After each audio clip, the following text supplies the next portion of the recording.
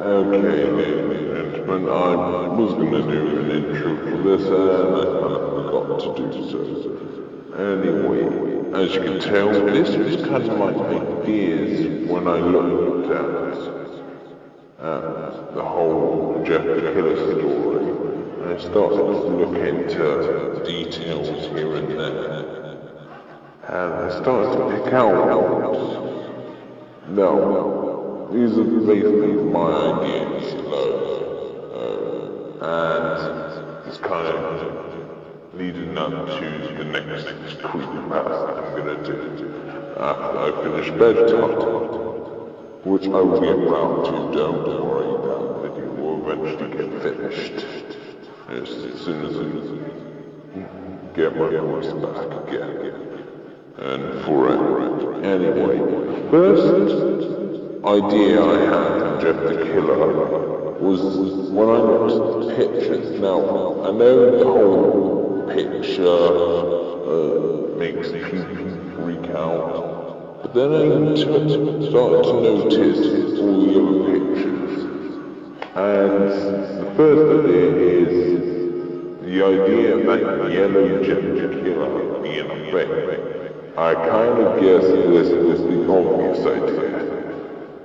But I started to look into the smile a bit, and I kind of figured out how the person made that photo. He basically went ahead and took the smile dog's picture, and cut off its mouth, and then put it on a Jeff the Killer picture.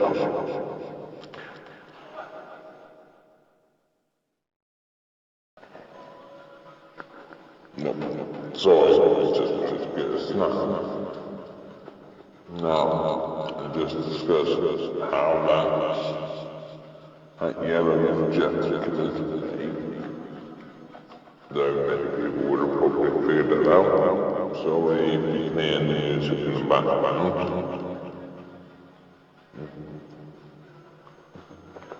Anyway, another thing I started to look at was Jeff the Killer's clothes, and they all they've been described in the story. Yeah, he thinking about something. They wouldn't be the same. They wouldn't even be around when he came out of the hospital. Since, according to the story, he gets covered in alcohol, bleach, each brought his own blood, and his clothes would have burned.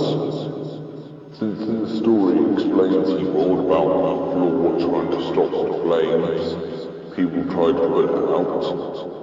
So therefore his clothes would have been completely wrecked from flames. So how exactly did they remain intact? What, is he got like fireproof clothes now?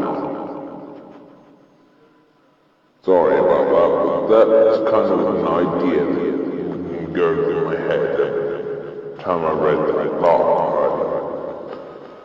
Now, on to the next idea of the story. Now, this is kind of one of the biggest ideas I've been trying to just wrap my head around.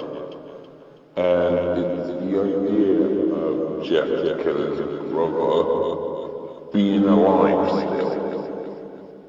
Now, when you come to the end, Jeff starts to carve his face, becomes the Jeff the Killer we know, and he kills his mother and father.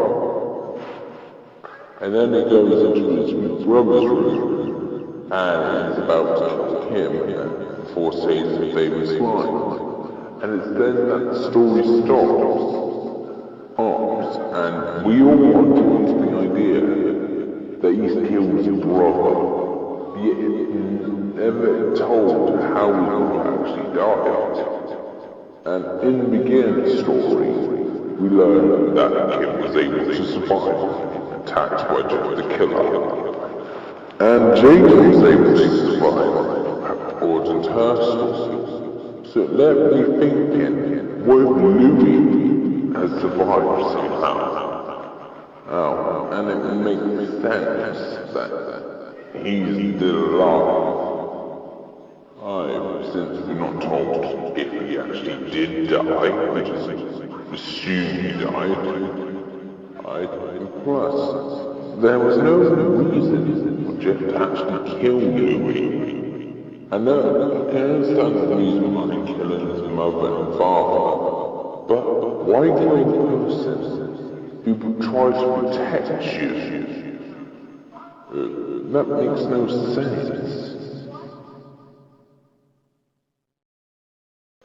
Now, I know some of you find this idea far-fetched that Brooks is alive, but it could show signs of sympathy, since,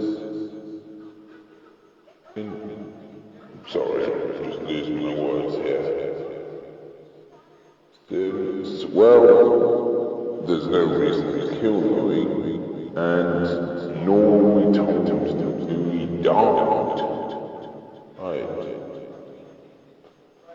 So it makes sense. And anyway, the next idea.